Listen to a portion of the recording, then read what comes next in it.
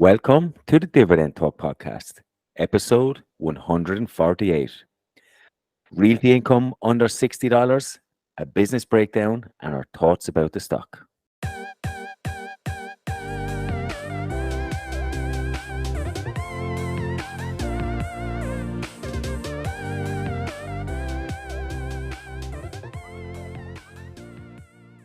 Whether you're a seasoned pro or just getting started, Dividend Talk is the place to be for insights, analysis, and unsalted advice on how to make the most of your money through dividends with our own unique European flavor. Oh, and don't forget to subscribe to our podcast and join our community on Facebook at Dividend Talk. See you on the inside.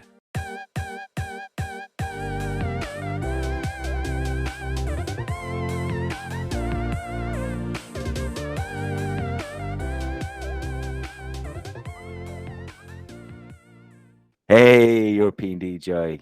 How are you, my friend? Of course, I'm really energized and excited because this time we're really doing our podcast on Saturday morning because you were on a business trip and you look totally wasted after your jet lag.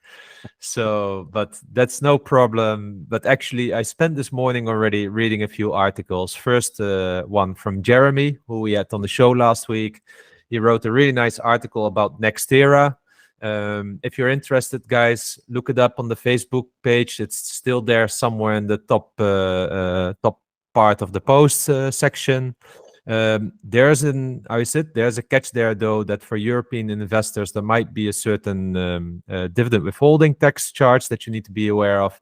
Also, our Facebook group members mentioned that on the Facebook page, but nevertheless, it was a really nice written article, so I think it's worth to check it out. We'll put the link, of course, to the Facebook group in the description below. The next one is an article that I read from Life with Dividends. It was really interesting because he made an article about Digital Realty Trust, which he sold, and actually because he feels this is one of his biggest flops. And it was really nice that he spoke about this because we often speak so much about our successes, just generally in the community. And it was really refreshing to read also one time an article from someone having like another look at their business that they own, in this case, Digital Realty Trust, and then giving a breakdown of why his thoughts were wrong and why he sold them. Put also a link here in the description of the podcast. And he was also a former guest of ours, so it's really interesting to see our guests continuing to share knowledge with the community. And I really enjoyed them reading those two articles over a coffee. And then last but not least, why I'm actually really happy, it's May. I mean, I all the time get this message in my head like ka-ching, ka-ching, ka-ching, because these dividends just keep pouring in. I mean, I got my German stocks like last week, like BASF, Bayer, and those are such a fat dividends. So, I mean, this week as well, I believe AbbVie came in, Omega Healthcares came in, and those are all large dividend payers for me. So I'm hoping really to break last year's record of May, and yeah, reinvesting those dividends, baby. Wow, you've had quite a busy week. There's plenty of articles and plenty of dividends to go around. I started reading Jeremy's one actually on the plane coming home, and I need to finish it off, but it did seem really good. I've been not too close to Facebook this week. I've been away, as I said, in the US, and the data charges are phenomenal. So I can only really use it on Wi-Fi, and by the time I was getting back to my hotel, it was quite late. It was quite an intensive work trip for me, and I'm struggling a little bit. I think I've jet lag fatigue, and I don't know, I feel like I have COVID. I feel the same feeling as I had before. So you're going to have to pull me a little bit through this episode, but I'm really looking forward to it. And your May dividends is quite interesting. June, I think, is my biggest one. Although this month, as you said, we have AbbVie, Danone come in, and some others. So yeah, it's interesting. So I hope you bust this month, but I think June is going to be my biggest month yet. Yeah, it almost feels like the classical holiday money paycheck in May that I used to get when I was in the Netherlands. So it's a nice one. It's a nice one. But hey, let's get started today. Have you read the news of the week? Yes. So I know we're going to be talking about British American tobacco. It's been pinging all over the place all over the week. Yeah, so they really, actually by surprise, announced that Tadeu Morocco will be the new chief executive, replacing Jack Bowles. And it came really as a surprise to us, I think. And also, we could see the share price tank after that, or at least, yeah, I don't, it's always hard to predict if it's one on one, but at the same time, they had, of course, also this litigation issue where they announced 635 million of a fine they have to pay for doing business with North Korea. And I believe the CEO at the time was responsible for that geography. So I don't see in the news report from British American Tobacco that there's a direct link there, because even Jack Bowles, the former CEO, commented himself that it is now the time for a change of leadership to take the business to the next level, which was really like a build up from how well it was going in the last few years. So I think they are not really transparent of what's really happening there. I see it really connected with the fine. Maybe there was even an expectation there in a settlement or something like that. But the CEO is out, so we got a lot of questions also now about British American Tobacco and what our thoughts about it. And I'm just curious, like when you hear this news about a settlement or let's say a fine because of North America, what goes through your head then? Yeah, I mean, I'll be honest. I haven't read a whole lot other than what we have here, and I was a little bit surprised to hear that the CEO was being stood down or stepping down, and someone new coming in. So it did seem like it's a little bit concerning. There's obviously a reason, a bigger underlying reason for that. You don't just do that for a fine or for doing business. So I was concerned. But I don't, as I said, I don't know the full details behind it. I can't. I have to sit down. I really need to sit down over the weekend and try and catch up. I feel so far behind. I've been a full week without pretty much internet, so I feel lost a little bit. But yeah, for me, it So is let me help you it is here a a big bit. concern. So the stock is now yielding again at almost 8.4%. Yeah, it's trading at around 2,674 pence right now. It is again touching almost the 5-year bottom low, the stock as well. So naturally, of course, people are really, really curious to what's going, because literally, like earlier at 26 April, it was still 3,000 pence. So it really dropped quite significantly. Let's say 10% over the last, especially over the last 2 weeks. So there's of course quite a drop, and it makes people think like, okay, is this topic still, this company still investable? And for instance, Billy Pitchard, one of our listeners and Facebook members, also had a question about this, like also looking at the balance sheet and such. So people are doing really their homework right now. Now, just generally speaking, I would like to say is that the good thing is that if you look at British American Tobacco, and if we look at kind of the modern way of tobacco consumption, right, of smoking, since 2021, Vuse is the #1 global vaping brand. We also know this whole litigation case in America, right, with Philip Morris, Altria there, also the mistake Altria made with Jules and such. So British American Tobacco has really been the company that has been leading here, I would say, and the most probably even innovative. The reality, though, is that combustibles are generally still, if you look at the entire mix of their sales, it's still by far the largest segment. So where it was around 90% in 2019, it is in 2022 still around 80%. So it is still, the good old tobacco sticks are still most of their sales. The issue is that over the last year, volume mix has been declining quite rapidly in some areas of the world, and price hikes could not really keep up with that. Though revenue overall grew by from 25.6 billion to 27.6 billion. So they have been growing nicely their revenue. But then the profit has been actually slightly declining, because also let's say the costs are higher simply. So this is also important to know. And they had also a high tax bill last year. Nevertheless, they are making almost around 294, let's say 300 pence in earnings per share at the moment. So if you think about that, their dividends are really well covered because the dividends also from the free cash flow are about 50% of payout. So the dividend, in my opinion, is very safe. Now, there was a question from Billy Pitchett also about the goodwill on the balance sheet. So I think if you analyze balance sheets from tobacco companies, you will see that they have a lot of intangibles on the balance sheet. British American Tobacco is no stranger to that because approximately 70% of their balance sheet is made up out of intangibles. And those are really mostly, for instance, the trademarks and patents and these kinds of things. But then also goodwill. In their case, goodwill is 48 billion, which makes up approximately 25% of their balance sheet. Now, this is a lot. This is also a result of the acquisitions they have done in the past.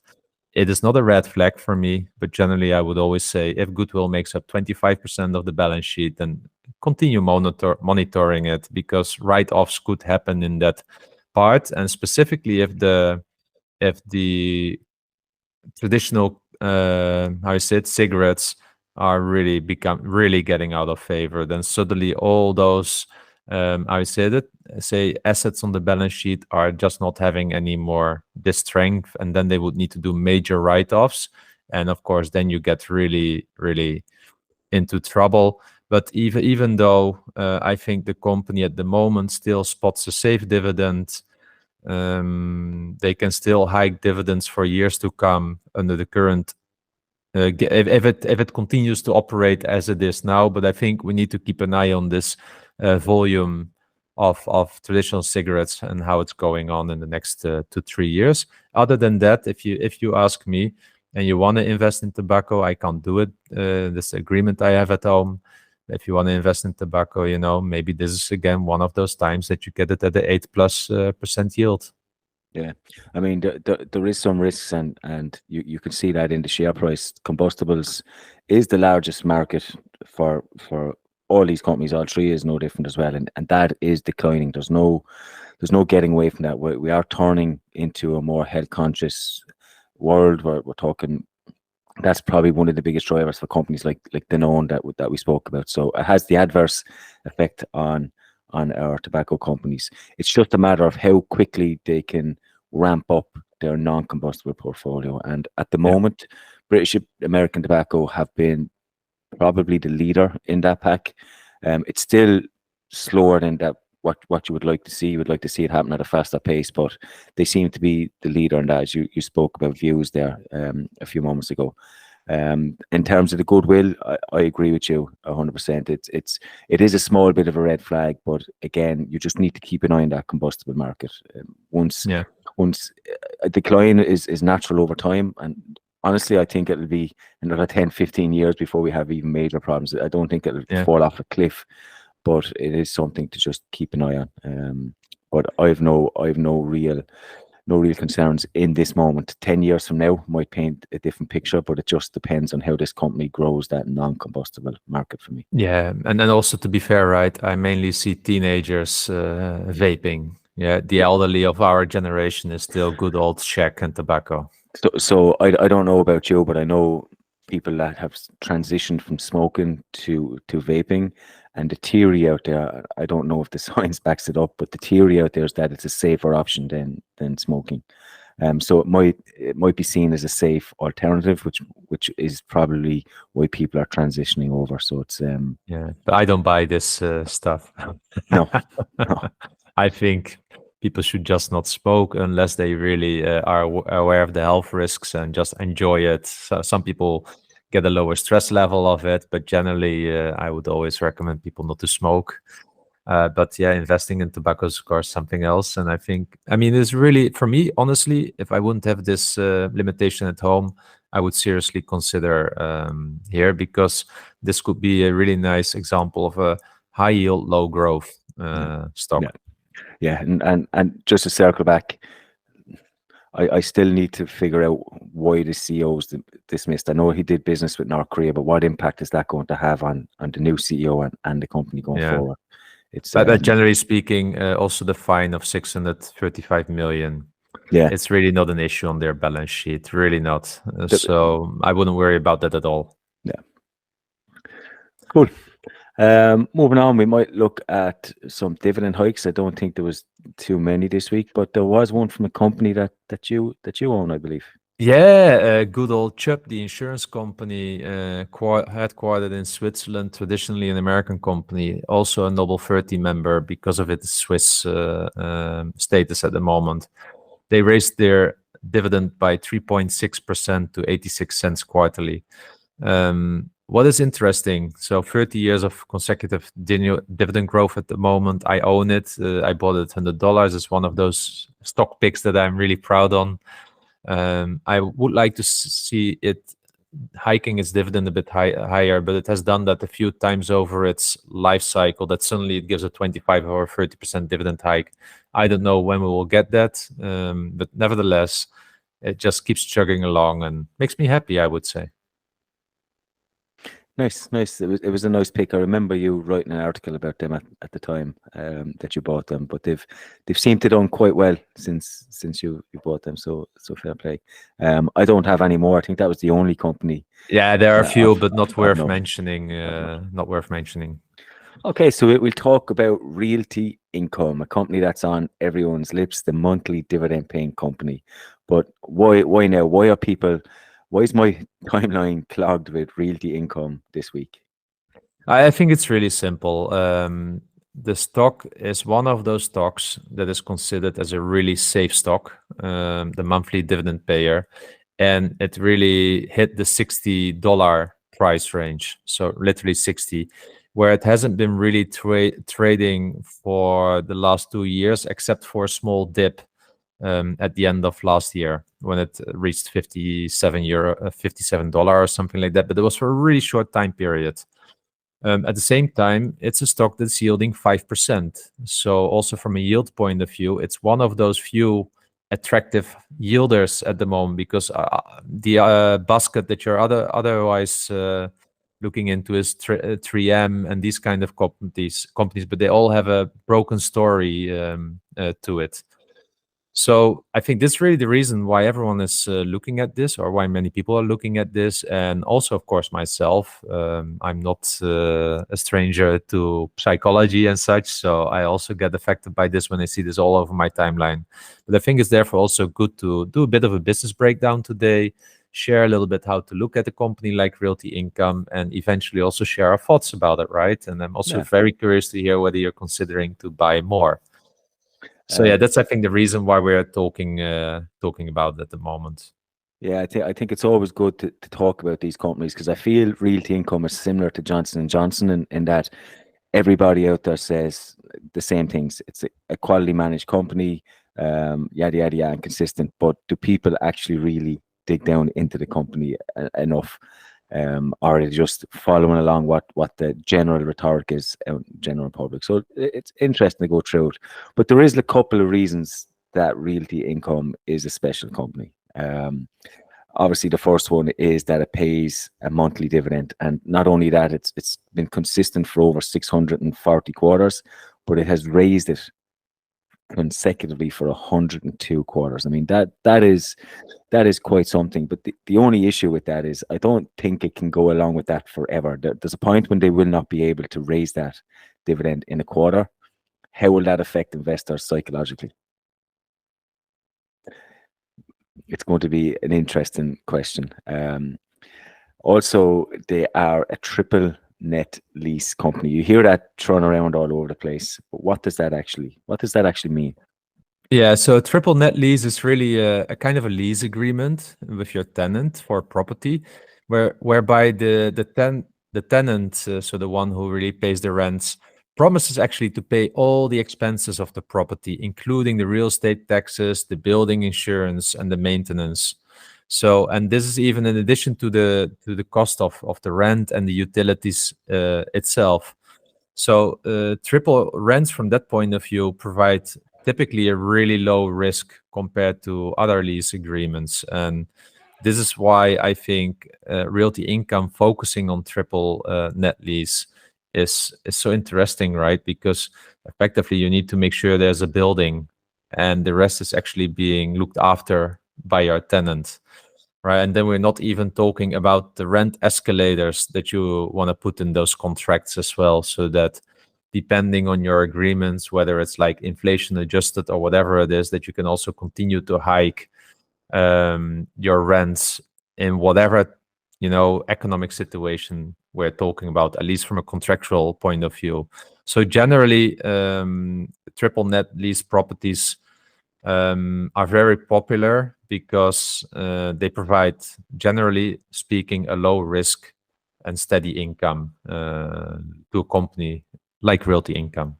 Yeah, yeah. And I mean, they don't have to waste cash flow on something they're not going to see a return on either. They don't have to pay out, so frees up cash, allows them to reinvest that into the business. So it is one of the nice things about Realty Income. There are other companies as well, Triple N as well, which is one of their competitors, is Triple Lease. But it's definitely a nice to have when you think about a large scale real estate investment trust like Realty Income. Also, if you look at their tenants, I mean, that's probably something, when you think of Realty Income, you think of high quality tenants, don't you? Yes, and this is also really, really interesting. And when we talk about high quality, I think they often talk about A-grade tenants. What is good to know is that a few years ago, they had like 50% of their portfolio, I believe, in A-grade tenants. That has declined a little bit to 40%, and we'll get back to that later. But think about the tenants that are in there from American point of view: Dollar General, Walgreens, 7-Eleven, CVS, Walmart, Tesco, Lowe's, Kroger, Sainsbury's, FedEx. I mean, we know all these kinds of companies, and we know that these companies are really well-run businesses. They go through their cycles, but none of these companies is at the risk of bankruptcy anytime soon. Maybe Walgreens or something like that is transitioning here as well, or having a bit of struggles, but they don't have issues with paying rents. So having Realty Income with such kind of tenants in there, and if you look at that, right, and the diversification in that, it looks really good because, for instance, the largest tenant is Dollar General, and it's only 4%, only 4% of the entire portfolio. So what are we talking about here, right? And then if you look at the industries that they operate in, and you would look at the diversification there, grocery stores make up 10% of their client base, tenants. Convenience stores, 8%, drugstores, 6%, restaurants, 6%, for quick service. So it's really like well diversified across industries. And we saw that, of course, also during COVID, as an example. Yeah, and I mean, one of the benefits of having such high profile names as your tenants, take Walgreens, you spoke of them as been a turnaround, which we've spoke about on the show before. If they miss a rent payment, for example, they can't hide that fact, because Realty Income will highlight that, and it will 100% affect that company stock performance during that time, because there'll be worries about, okay, they can't afford the rent and other worries like that. So you can see by the quality of names that they have there that it is relatively safe. And I believe on their latest investor relations presentation, they said that 91% of their portfolio is resilient to economic downturns. And I think that's important too. They're not in discretionary niches that are at risk to closing down because of the internet or any other of these reasons. They are in resilient businesses that are strong and that should be able to withstand economic downturns. So there's been talks of recession. I think that's kind of cooling off a little bit. But I think they have a really, really safe portfolio. And it was interesting, you mentioned some companies there. I don't know, Tesco, Sainsbury's and B&Q. I'm not too sure about the west part of Europe, but certainly in the UK and Ireland, these are strong leading brands. Tesco, Sainsbury's and B&Q would be one of the top 3 brands actually everybody would recognize. And it's interesting to see that they are diversifying away from the US and now more into Europe as well, and it's not insignificant. I think they have a 7.2 billion European portfolio on their books now as well. Yeah, and this is also really interesting, right? So if you buy Realty Income, you also buy a piece of Europe with this.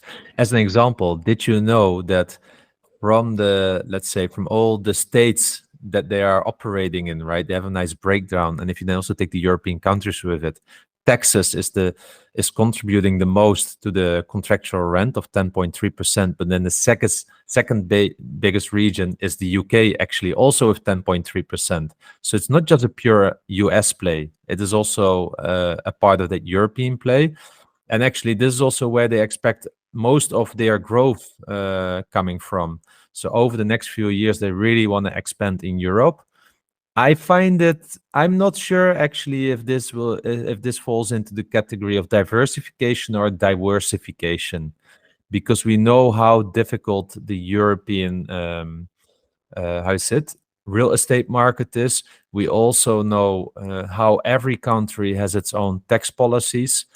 So I believe that for a company like Realty Income, I can't imagine it doesn't come with increased overhead. You need suddenly all these kinds of specialists that understand the local market, that understand tax legislations, and whether those will be whether that will be internal overhead or they will be depending a lot on consulting firms. I don't know, but I can't imagine they will get the same kind of margin out of that coming into Europe. And Europe is also a very competitive space from that point of view. Well, I have to say is that they picked a very specific part of Europe, which is the UK market. And if you've been following the UK market ever since Brexit, we've had kind of disaster after disaster, which has pretty much hammered that real estate market over there. So there's been plenty of opportunities, and I think they've got in at a really, really good time. I think it's very clever at the timing that they've got into the UK market. And I'm sure a company of that scale will have the framework in place. They will have people on the ground, as you say, consultancy firms or so on. But I'm impressed that it's mainly UK. I know they have a little bit in Spain, but I think they took advantage of the UK in the right time. And looking at the quality of the companies that they have there, you're looking at Tesco, B&Q, Sainsbury's as another one. They are really, really strong brands over in the UK and also here in Ireland. And I think it's true business. I'd be worried if there were more in, say, the German or Sweden because but it is a lot more complex, a lot more harder. But I think they've took advantage of the UK at a really good time. So all in all, I mean, I think it's fair to say that we see it as a high quality business. It doesn't come without risk, but just to mention, if you look back at Realty Income's performance on a total return base from the early 2000s and compare it with the SPDR S&P 500 ETF Trust, ticker symbol SPY, then SPY had a total return of 1,560%. And Realty Income 5,480%, which is of course really, really a large gaps. And I think it's a testimony to the quality of what Realty Income has been able to perform. But it comes also with an issue because, for instance, it's now so big, that it needs to add so much real estate every year. Like I think this year it's against 6 billion or maybe even 9 billion. But can you still find so much high quality real estate, and can you find so many high quality tenants? So I really see Realty Income already being at the stage where it will be really hard to expand. Like Berkshire Hathaway has a little bit as well. At a certain moment, you are a whale in the industry, and adding a few properties here and there is not being incremental anymore to their business. So the question to you here is like, doesn't this just trigger being less greedy to the properties you're buying and therefore starting to introduce, for instance, lower expectations to your tenants, maybe worst contracts, maybe worst deals where you get a less return on it? Yeah, I mean, it is a major concern, and I touched on it earlier with the consecutive dividend increases. I mean, there's only so much these guys can grow. There is a cutoff. There is a cutoff point. You can't buy quality all the time, or you can't have quality tenants all the time. So it is a good thing, as I said, we're moving into Europe. It's a vast world out there, but as you said, their Yeah. expertise may not be the same there. So I would worry about that. And I think from a capital appreciation point of view, I think we might see that taper off. I don't see much in terms of that. So that makes dividends important, which makes valuation, dividend yield, and dividend growth Yeah. important as well. And we're going to touch on that later on as well. Yeah, yeah, that's good that you mentioned that, because also, for instance, in the latest annual report, I believe the CEO even mentioned that they are guiding on an adjusted funds from operations of $4 per share, and we'll touch soon also about what that means. But that's only a 1.7% annual growth at the midpoint. And if you look at that, there are, of course, other companies out there like VG Properties that we discussed the other day. They are like aiming for a 10% growth. Yeah. So if we look at that, there's just not a lot of growth expectation from management itself when it comes to Realty Income. So maybe that's then also the nice topic to start shifting into, how to value a company. But for that, I think there are first a few items we need to discuss about how do you actually analyze a company like Realty Income. And also Kali had a comment here. He says, like, how come many real estate investment trusts have a payout ratio of more than 100% and are still considered a good buy? Like Realty Income is like 200%. So maybe you can clarify a little bit on that. Yeah, I think that the misconception, or a lot of people are used to looking at data in terms of earnings per share. When you look at the payout ratio, it's always connected to the earnings. But that is not how we should be looking at real estate investment trusts.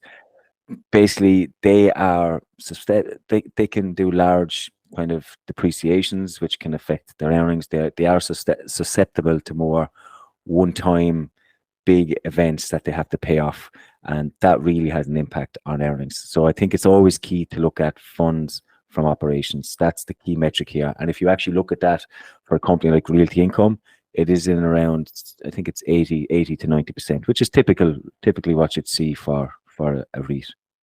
Yeah, nice one. And then, so one is funds from operation, and it's probably then also good to mention that another thing that is really key to the industry is what they call the cap rate, or the capitalization rate. This information is not easy to find, because it's not like you look at Realty Income and you think like, what's their cap rate? No, the cap rate is more about at what kind of costs, let's say, of what kind of return on investment they are buying properties. Yeah, so really, when you think about it as something like the return on invested capital. This is something similar. So if you're a manager in Realty Income and you want to buy a property, you are trying to look at the cap rate. And how do you compute it? So you can really look at the net income which the property is expected to generate, and then dividing it by the net operating income and the asset value. So that's how you get a cap rate. Now, if you go to the annual report, Realty Income is, and that's what I like about this company, it's always really transparent in their numbers. So, for instance, in their latest acquisition, where they were buying approximately 900 million additional properties, they are expecting to close that at a 7.1% cash cap during the first half of 2023. And this is a bit higher than they used to do, but this is good because the interest rates also went up. So what it's telling me is that they were able to buy properties a little bit cheaper than they used to do, and this is of course also again that you have lower. Let's say you want to pay less for the same property if you know that you need to pay more interest, right? So the cap rate therefore gets also higher. And for a company like Realty Income, the difference between the interest rates they pay on their debt or by issuing shares, and I think issuing shares at the moment is what is it? You pay a 5% yield now, So if you have a cap rate of 7.1%, and I'm really doing this in simple language, there's a bit more complexity behind it, but you make kind of a 2.1% in that case, let's say.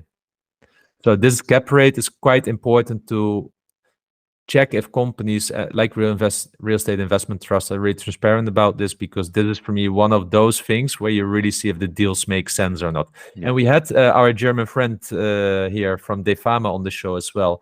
And what was it? He's looking at double-digit kind of cap rates, right? Otherwise, it's not investable for him. Yeah. He has the advantage that he's still so small cap that it's probably easier for him. 2-3 properties additional at such a rate is of course meaningful, but not for Realty Income anymore.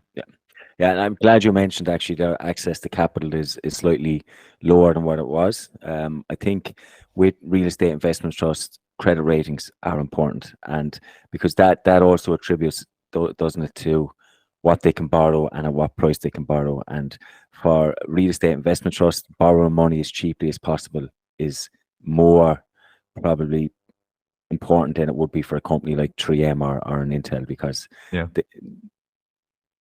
and Realty Income typically issues shares, right? And Pavel Jurasek also had a question there. And actually, like, what kind of financing do you prefer for a real estate investment trust? Issuing debt or issuing shares?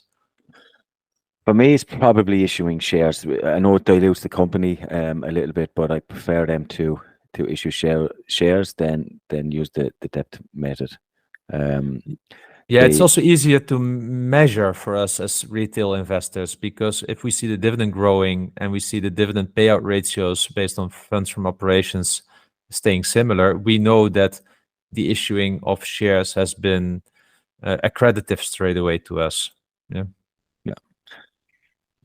Then one of the other important things is occupancy rate, isn't it?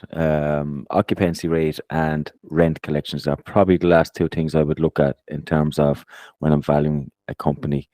Companies like Realty Income, as we mentioned, they are high kind of quality tenants that they have. So you would expect them to have a really, really high occupancy rate. And you can see that in their trend. I think they're sitting at around 99% at the moment. It dipped slightly back in 2020 down as far as 97.9 when we had COVID hit, but that was still a really strong number when you consider the median average of the sector is 94.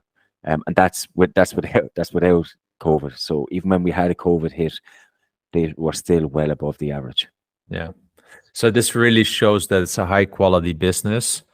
But then the question, of course, is also, is the high quality stock? Yeah. And this is where we really go into the numbers. We know already there's, I said, quite a dilution going on as a stock. But the other end, what is really nice, if we look at the adjusted funds from operations, and you can find the definition of that in the annual report of Realty Income, why they are adjusting a little bit. From my point of view, no red flags there. It seems to make sense. It has been just growing over the last decade. So that looks really good. And I expect it also, albeit slowly, still to grow, and towards this year about $4 per share. What is interesting is that the dividend per share at the moment is 3.06, and they pay it out, of course, distributed over 12 months. So it has really a nice dividend payout ratio of around 80%. And actually, if you look over the last decade, I think 10 years ago, the dividend payout was rather towards the 90% and now towards the 80%. So it has been nicely declining over time. And I like this trend, but I believe also real estate investment trusts are obliged to pay out approximately 80% of their funds from operations. And they are doing that nicely. Now, where the issue is for me with this company, when we look at valuation, is the slow growth anticipation compared to the current adjusted funds from operations. So they bought V-Ride last year. This means that they got a lot of additional funds from operations incoming, but of course also many shares issued at the same time. But at the moment, in the last year, they made about 2.4 billion in adjusted funds from operations. So let's use that as a baseline soon, also when we calculate our fair value. But maybe also what's good to know is like the 5-year dividend growth was 3.7%. If we look at the current dividend yield, it is 5.1%. So it gives us the Chowder rule of 8.8%. This is not a lot. This is actually relatively low also for a real estate investment trust. We would like to see that more. If we look at the multiple, so price to adjusted funds from operations, we're talking here about almost a 16 PE. Honestly, I find that high for companies in the real estate investment sector at the moment, knowing the interest rate environment and the risk associated to it where we are. But it probably speaks for it to be a high quality company to have such a multiple.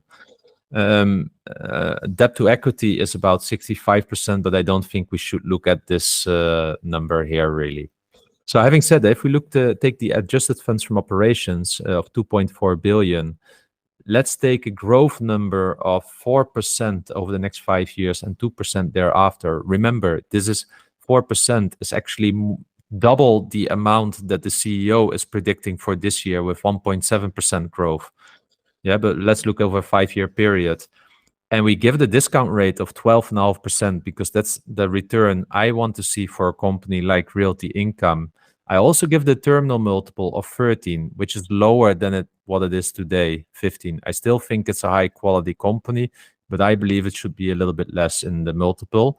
Then I only get a fair value per share of about $44, which is far off from the $60 right now.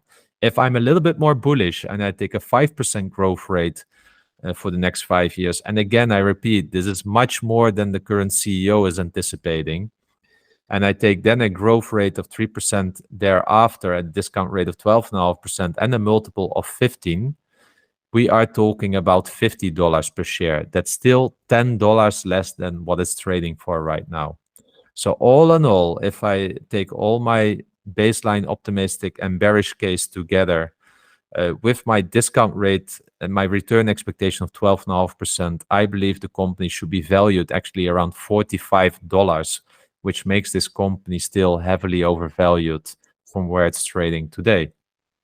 Yeah, and I think that's always one of the key concerns that you hear about Realty Income. They do seem well managed. They have an unbelievable track record, but at some point that growth runs out, and we're looking at valuation. How much can they grow in terms of share price? I don't know. Not a whole lot based on those growth numbers. So you're really relying on your dividend growth and your dividend yields. So they become a little bit more important to me. And then you have companies like you mentioned, EDGI, who have a high starting yield, but also have growth. Now, they don't have the track record and they don't have the management. So it is a bit more of a risk. But in terms of returns, you have to risk a little bit more to get the greater returns. So the question is based on those valuations, everything that we've said. We've talked about the management, the history, how you value that company. Are you buying them? So actually, yes, I bought yesterday 10 shares, just a few. Why? I'm just buying it as a 5% yielder with a really safe dividend payout. However, I'm not doubling down. I'm not aggressive on it. I think I will become aggressive when it starts hitting the $50. So now for me, you could rather see it as kind of a little bit of a reinvestment of the dividends here, just at a yield that is attractive enough for me, but I don't have high growth expectations there. For that, I want to see a cheaper price. Also, the yield will be much better there because I expect just slow growth. Yeah, I don't expect that we will see the same growth as we have seen over the last 2 decades in Realty Income going forward. I truly believe if growth needs to come from the European market, that this will be much tougher environment, much different competition as well compared to how the US market looks like and the relationships they have there. Yeah, I'm in the same boat. It's more of a reinvestment play for me rather than buying them. I would much rather see them under 50.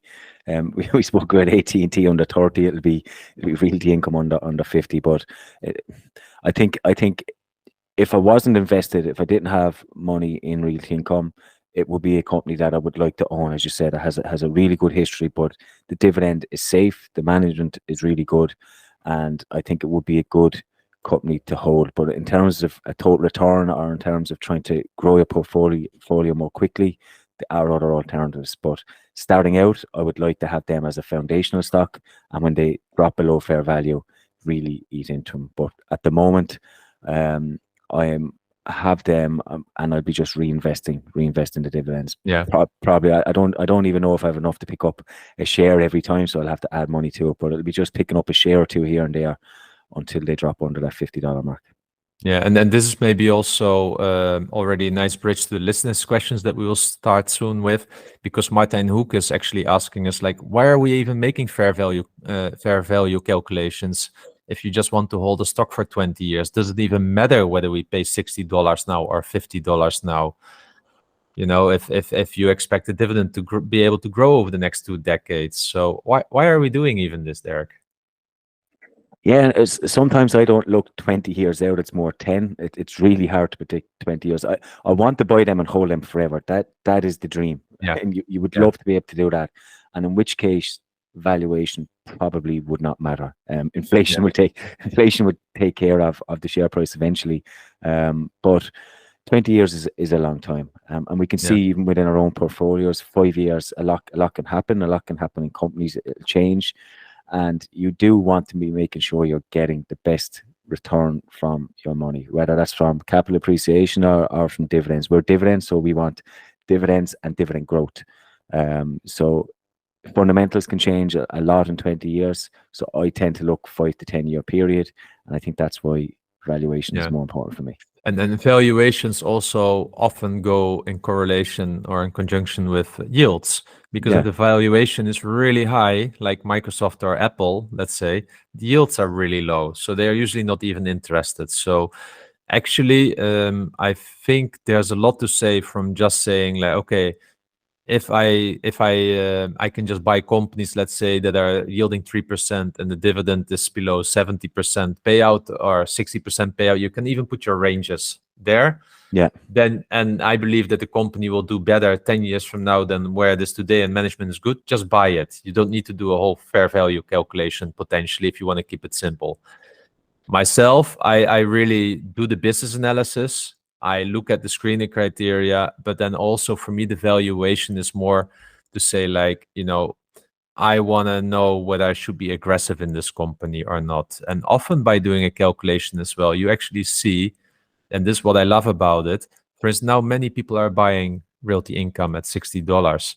But because of doing this business breakdown that we are doing now, looking also at the risks of the company, looking at actually what the growth expectations are, we know that there's a high likelihood that we might get this stock at a much better price later on. This may be timing the market. I realize that, but it's also about where do I invest my money now to have the best dividend growth prospects, because it's not just about yield here, it's yield plus growth. We're dividend growth investors, and that's where evaluating a company really helps me in this one, because if the stock seems heavily overvalued, usually my experience is don't expect too much dividend growth in the long run also behind it. Exactly. And I mean, if you get these under 50, you're probably looking at what, maybe 6-7% yield. Add that to now your 3% growth rate. Now you have a different scenario than your 8% that we're getting at the moment. And as we said, at the moment, it feels a little bit like a candy store out there. We can get high yielding companies, some good European companies as well, with decent growth. So I think it does become important. You don't have to do a dividend or a discounted cash flow. You don't have to make it that complex. The dividend yield that you mentioned is probably perfectly fine for most people, but I think it is important to have some sort of yardstick that you know when you want to buy or not a company. Awesome. So, hey guys, if you like these kinds of business breakdowns about a company that's currently, for instance, in the news or having a lot of attractions, let us know from time to time, but also let us know as a review to this show. Was something more new for us to do, but I enjoyed a lot doing it because it also made my thoughts clear again about the company. But yeah, let's go now to the listeners' questions, because we have a bunch of them. We have split them a little bit. First, a bit more educational related questions, and then probably a little bit more about our thoughts about some of the tickers that you shared with us. But let's try to go also relatively quick through this. Yeah, we will. And Jeremy, who was with us last week, asked us our first question, and he asked, do you have any insights on preferred stocks? Do European companies even offer them? And would you ever invest in them? So let's start with the last questions. No, I don't invest in them, because usually they come with higher yields, the preferred stocks.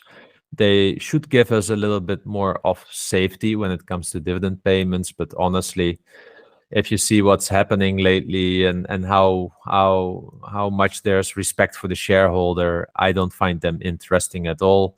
Usually there's really nothing there, no capital appreciation either. So no, I'm not a fan of this. Whether some European companies offer them, I believe so. I've just not looked into this for the last 5-6 years. So not my part of investment style. Okay. Simon Stott has asked us, does size matter? Most dividend growth companies discussed on podcast, even ours, are probably large cap companies. So the question is, do we have criteria on a company? He's thinking about someone like Chesnara, for example, which has a 400 million market cap. Yeah, or even just Defama, which I believe is around 100 million. So yeah, I don't mind buying them. However, I do consider oftentimes the risk profile a little bit bigger, not because of the company being having a higher risk profile, but me having less access to information, publicly available information. So that's why it's a bit harder for me to invest in those companies. And there, for me, also the Peter Lynch kind of topic comes to the forefront. When it's small cap, I really want to have a feeling for such a business and the CEO, even more than for a large cap, because then you really want to see let's say you want to physically see their business flourishing, right? And with Defama and their assets, I can step into a car and on the road to my family, I can just visit their assets and see them in real. Yeah, and that's so much different. So that's more of a criteria for me. Of course, this doesn't really apply to Chesnara, but I know that Chesnara I know what kind of companies they are buying in the Netherlands. I know those kind of companies also from pension funds. So I kind of have a good feeling with that. So that's my main criteria when it comes to small cap companies. Yeah. There's probably more money to be made with small cap if you know your way around and you know the markets fairly well. You have to remember, we're retail investors as well. We probably don't have that professional knowledge of small cap, the really gritty numbers. I mean, we all have the high level. I think large cap companies, there's a lot more information out there on all large cap. You can open up Seek and Alpha, for example. You can find any amount of information that you want. Looking at small cap companies is a little bit more difficult. Even navigating through their IR, their investor relations part of the website, is not always as clear as some of the large cap. And I give you an example of Miller Industries. I don't know if you ever heard of them. They're into like towing and all this, but they are a really, really good low cap company. I think 398 million is their market cap, but they have a really strong dividend track record, not necessarily dividend growth, but in terms of paying consistent dividends. But just look through their investor relations. I follow them for sure dividend. I have to write about them, and sometimes it's really hard to find the information that I need compared to someone like Intel, Microsoft, and all the large caps. So it can be a little bit harder for retail investors, and I think that is why we stick to the large cap companies. But small cap, there's definitely money. There's some really good companies there as well. So if you can find a gem, hold on to it, I would say. Nice one. Prabhu has asked us, when you invest every month, what happens when you don't find a good bargain for your dividend or growth portfolio? Usually, I then buy more shares of a company that I own already, that I already analyzed, and where the yield is attractive enough. But I need to invest my cash every month, because that's what dollar cost averaging means for me. And so I'm not waiting, I'm not putting it on my savings account, I'm really investing it that month. And sometimes it happens that on the last day before I get my new salary in, I quickly buy some shares and just in the company that I own already. Yeah, I think dividend diplomats talk about foundational stocks, and I see a lot of investors talk about the core holdings. And I think if you don't find a bargain, it's always good to add to your core holdings. That's probably a safe bet. This question is going to be fun. So Manny Mystery has asked us, Do you think the LGBTQ plus stance of companies like Bud Light, Disney, and now Target is an investment risk that should be taken into account? Oh boy. It's good that I'm not, how you say it, after a vodka shot. I get for to not say any things I will later regret. But honestly, I don't take this into account here. Maybe it should be, but we start talking quickly about woke again. And I have an issue generally with companies that are on the extreme woke side of things, because I feel like they are really shifting away from typically from being having the shareholder interest first. And as a shareholder, I would like to see that. And I also sometimes wonder, like, if you have so much time to think about that, then are you still putting enough time in the core of your business? And I don't see this as the core of the business, because you know how bad it sounds, and I'm not talking about LGBT in general. It's still a minority of the population, still a minority of the customer base, and I think companies need to really provide equal access to products and everything. But you know, this time it's LGBTQ, and I know it's also really polarized in society at the moment by politicians. But can we maybe talk a little bit more about poverty and providing access to many people and that are at the bottom of society at the moment because of what's happening now with inflation? Yeah, so I have a bit of an issue generally why LGBTQ is all the time emphasized compared to other issues that we have in society. And I wish we could go back to the 90s, which I found a really great time of tolerance in the Netherlands when I was at school and everything. And there were enough people that we knew of that were homosexual or gay. There was no issue with it, at least not in my mind. But now everything is under an hourglass. It annoys me. I'm not saying that there is no issue, because the sad fact is that I have a feeling that society is not so tolerant anymore compared to 20, 30 years ago, at least in the areas where I grew up, compared to these kinds of topics. And it's a shame. It's really a shame. But from a company point of view, I think there's something toxic going on in some of these kinds of companies. It doesn't reflect society anymore. And I think we should go back to what companies exist for, and that is growing shareholder wealth and helping a little bit to do better for society at the same time.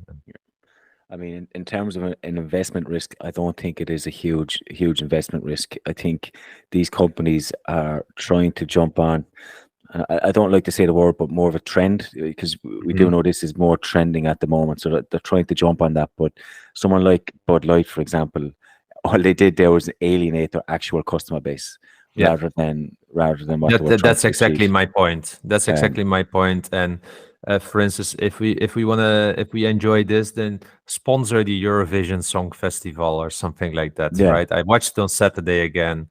I mean, I love the show every year. Yeah, me I too. didn't like the winner. I would have Finland to win. Sorry to my Swedish listeners here, but Cha Cha Cha was much better, and the one from Norway, Yes, that was my Queen of the favorite. Kings, Yeah. mine as well, really great. And then even Poland with Solo and Blanca Yeah. and Baiba.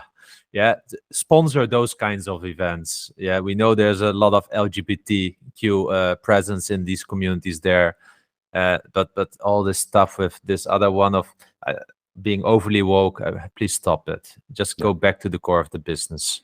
Yeah, I mean, look, fundamentally, every business should know their target market, who they're targeting, and why. There's probably going to be specific companies that target LGBTQ markets, and yes, their ads, they should be solely focused on that. So it's just know your market. But honestly, I think these big companies are just trying to jump on what's on social media and try. Yeah, they're probably trying to include more people and trying to get a new niche.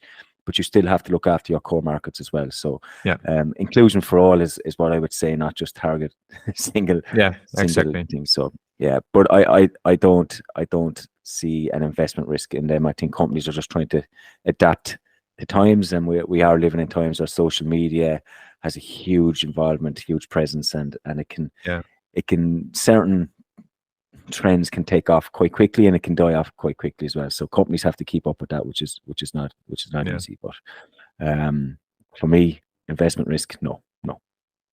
Good. So next question is, can you pronounce that name? Uitdelingscontroleren. Yeah, I know you do it better than me. So he's asked, have you guys had totally different views on certain dividend stocks? Yeah. In my opinion, one that came straight to my mind was Walgreens. Because I know you were really looking into them, and I felt like pharmacy business, real estate. Yeah, but I know you invested quite a lot of it. But is there one that comes to your mind? Yeah, I know there's been a few, but I can't really remember on the spot. Walgreens was one, but there is one quite recently in our portfolios. But we do have different views on certain stocks. And I invest in Intel maybe Intel. About the time and when to buy and when to hold it. Maybe we have shifted on Intel. I think I was more bullish, and then I came out of it, and then you transversed into more bullish, and we flip flopped on Intel. I do invest in other high yielders and CEFs as well, which I know you don't.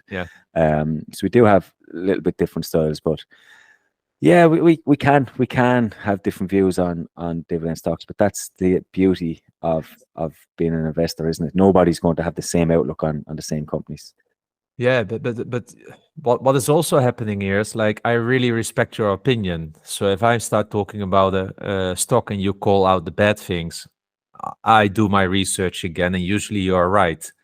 Yeah, so we tend to probably gravitate towards each other because we keep each other in check.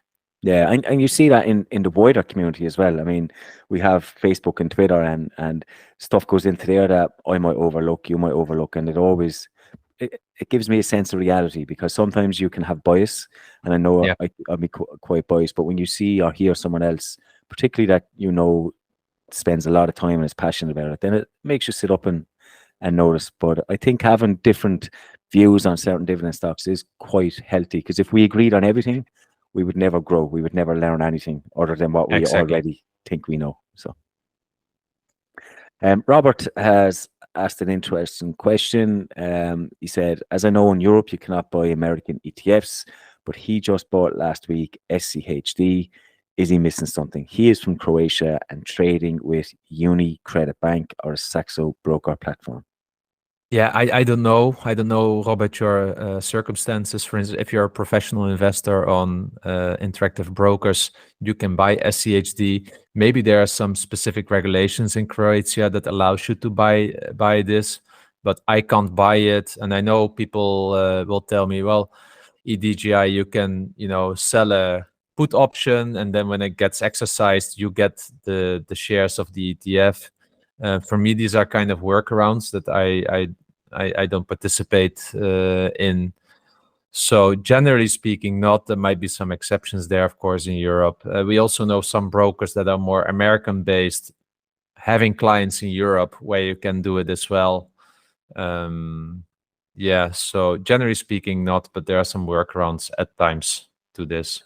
Yeah, there possibly is workarounds, but the issue I have with workarounds is you don't know the risks of that, or what can happen as a result of that. And that's the biggest thing. We all talk about safety.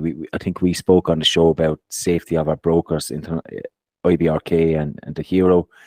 And now you're talking about workarounds in other brokers or in American brokers where their rights don't really translate over to Europeans.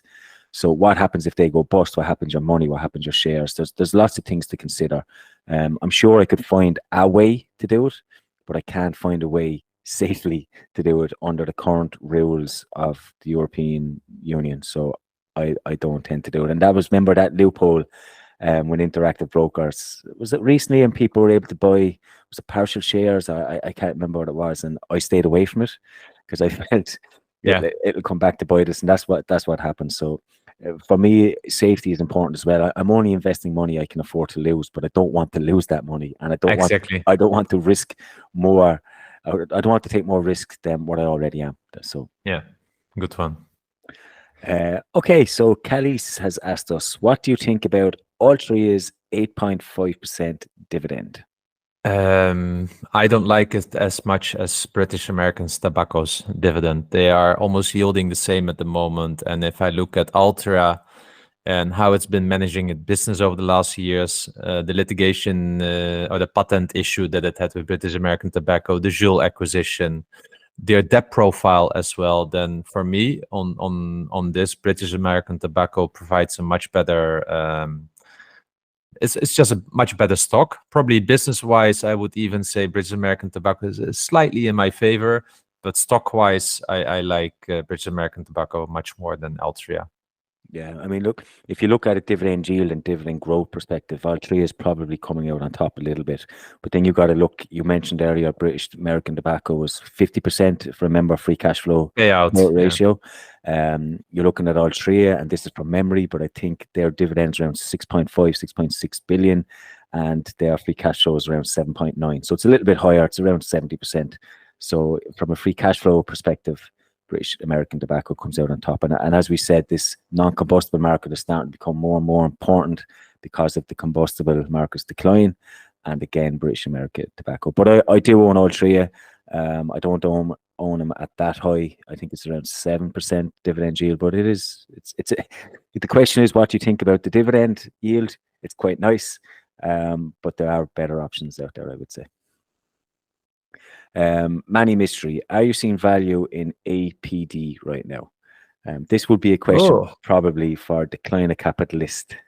Yeah, but still. So first of all, the forward price to earnings is 24.5. That's high. Yeah, let's be straight there. But 2.5% dividend yield. So if the price drops for the stock 10%, that is meeting my entry criteria of 2.75%, but also a 5-year dividend CAGR of more than 10%, which gives it the Chowder rule of above 12 at the moment. And that makes it, of course, interesting. So let's say like that menu, if it drops another 10% and it comes to my yield zone, I will consider it because it's a Chowder stock for me. That's how I look at it. Yeah, and we talk about quality, and this is a quality company as well. Yeah, exactly. Andres has asked us our thoughts on Accenture PLC, ticker symbol ACN. It seems to be a good play into the AI space. These are an Irish-based consultancy company. They do a lot of consultancy in around software and improving businesses. I did a small video on companies that are involved in the AI space. These are big players in that space at the moment. I think it's a good company. I haven't delved into the financials at a deep level, but from memory, they offered a decent yield, 2.5% maybe, and they've had decent growth, particularly for an Irish company. They are definitely one I would consider looking into, I would say. But tell me, what is the AI play here then? Because I mainly know their consultancy branch. Yeah, so they're really going into your company, trying to improve your business. AI is able to go in and analyze the company based on other companies and give you outputs how to improve. So they're really using it to help you improve your business. If they can do that more efficiently, if they can do that more cost effective using AI, I think that's where it comes in. Yeah, but honestly, with ChatGPT, you might not need so many consultants anymore because of AI. So isn't that at the same time also a threat to the business? I can now give to ChatGPT, I can give a few problem statements that I have, and it generates a whole advice for me, which would take Accenture consultants probably 4 weeks to compile for me. So possibly, but I would say consultancies will have a framework in place and probably more efficient way of doing that. Yes, anyone can go on. You can go on to ChatGPT now and get whatever information you want, but it's the framework, how you implement that. AI can only give you so much. You need people on the ground to be able to implement and show you how to do that as well. Yeah, well, I get the creeps when I hear Accenture and AI. It's the same like IBM and AI. I think for consulting firms, it's probably something they spin here as a theme and hope to boost their sales and such. But I've seen this too often over the last years when the topic AI pops up and it's in the middle of a hype. So I want to see hard cash here to see this, because I don't buy most of this stuff. When you talk about AI, I really think about Microsoft, what they have with OpenAI in there, how they are integrating that into their software products, which are really high margin. And when it comes to consulting, it might boost their business a little bit, as like social media did in 2005, 2008 to such kind of consultancy firm, because suddenly they could influence the whole world and all their companies about, you need to have social media presence. Well, we know what it does. We just spoke about many mysteries question there. So look, I don't know enough about it, but show me the hard facts here. Show me the hard cash numbers that AI is generating for them, and then I'll reconsider looking into them. Yeah, that's fair. As a side note, I would find it hard investing into consultancy firms like these or McKinsey. But that's where Accenture actually shined over the last 10 years, because for me, it's really one of the best consultancy firms in the world. I would buy Accenture hand over fist compared to IBM when we talk about consultancy, as an example.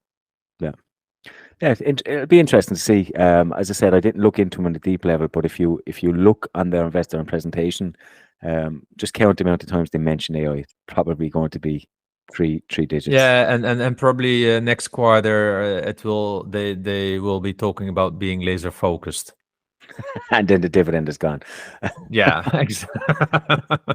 yeah, no. So I don't. This kind of stuff we shouldn't take too serious at times.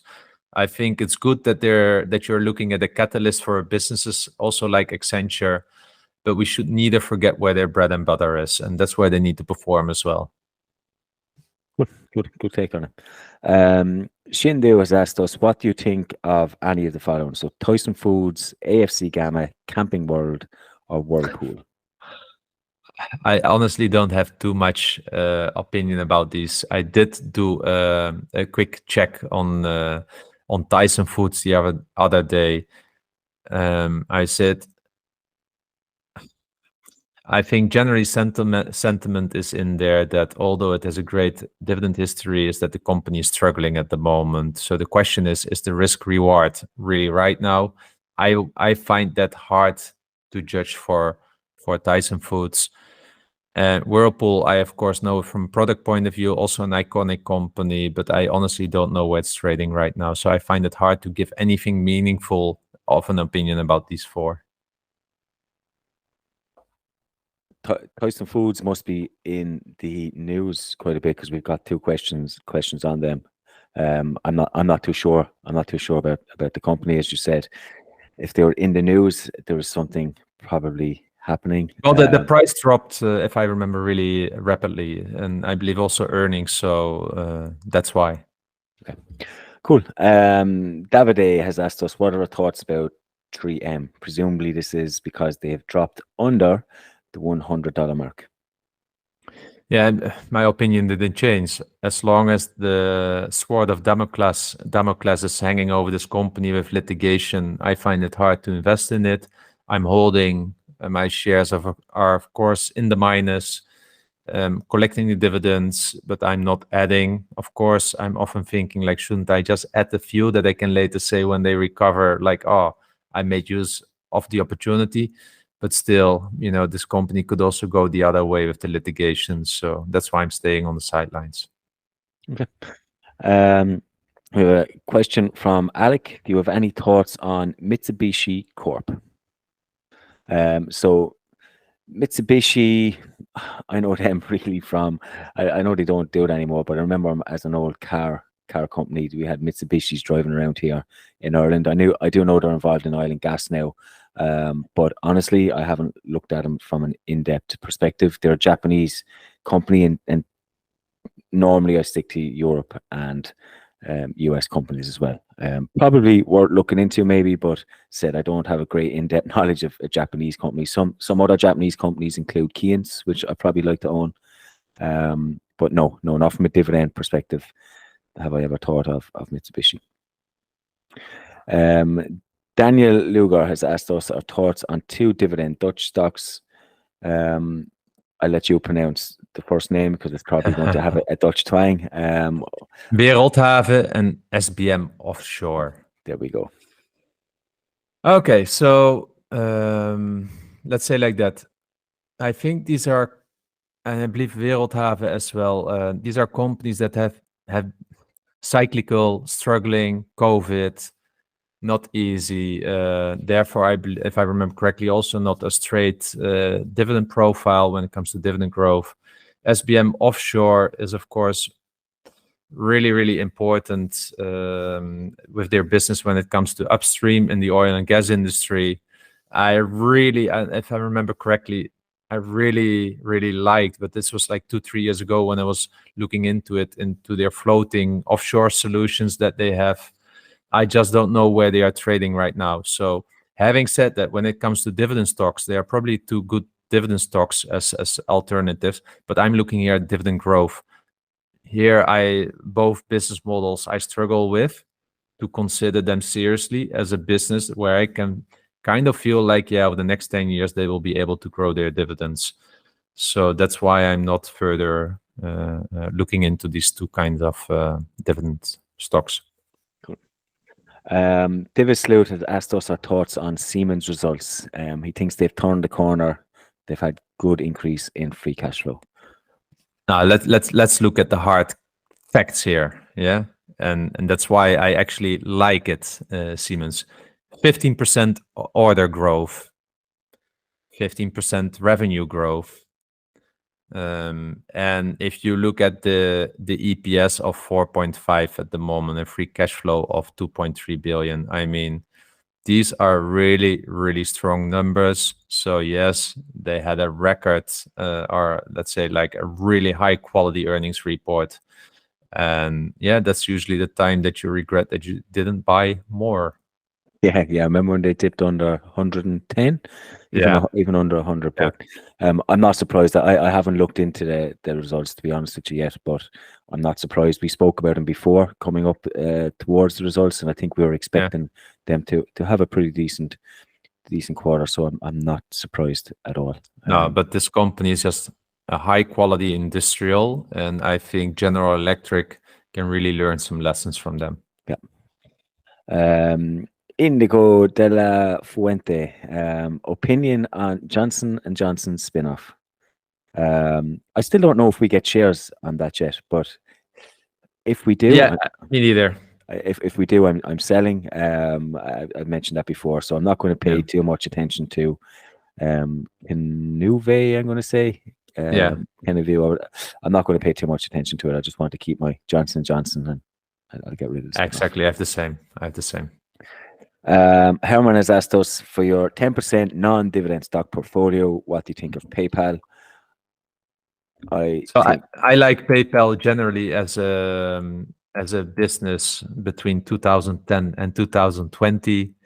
I was using PayPal at times at that time, but now with Revolut, I don't need PayPal anymore. It's so easy to pay everywhere. Also, PayPal is not everywhere offered. Revolut is everywhere offered. Now, then you can also think about being a merchant and using PayPal, but then I have experience with Stripe at the moment. I actually don't know where Stripe belongs to, but generally speaking, I think PayPal has had the best days behind them when it comes to their business, maybe not the stock.